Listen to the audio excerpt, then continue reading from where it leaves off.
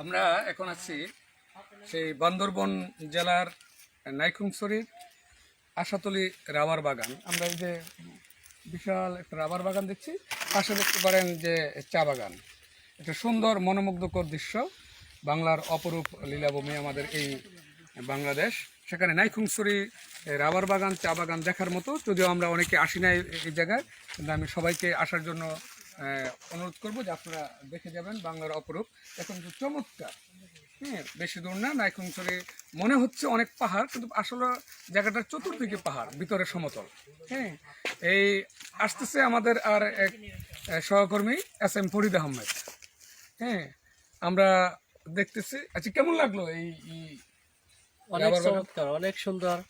Rubber গাছ দেখলাম, rubber কিভাবে গাছ থেকে জমা হয় সেটা দেখলাম, রাবারের প্রকৃত কালার যেটা সেটা দেখলাম। আবার নিচে আছে চা বাগান, সত্যি অসাধারণ অসাধারণ প্রাকৃতিক সৌন্দর্যে ভরপুর। আমরা খুবই আনন্দিত, বিমোহিত। আমাদের মতিন স্যার আছেন, হ্যাঁ, বিশিষ্ট কবি, সাহিত্যিক, গীতিকার।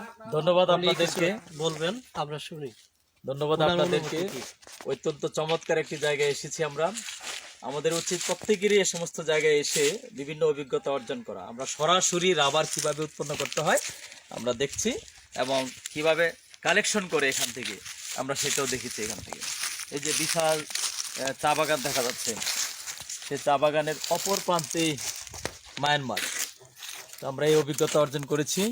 আপনাদেরকে অনেক অনেক আরেকটা দেখলাম, ধন্যবাদ। যে প্রত্যেকটা রাবার গাছে একটা করে পট বাঁধা আছে, সেই পটে রাবার এসে জমা হয়। এই যে পটের মধ্যে রাবার এসে জমা হয়। প্রত্যেকটা গাছের মধ্যে এই পটটা আছে।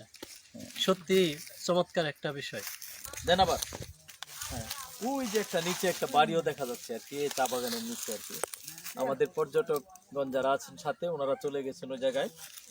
তো আশা করি আবারও দেখা হবে ISM TV 24-এ এই বান্দরবন নাইখুংছড়ি থেকে আশাতলী রাবার বাগান থেকে আপনাদেরকে অনেক অনেক অভিনন্দন ও শুভেচ্ছা জানাচ্ছি।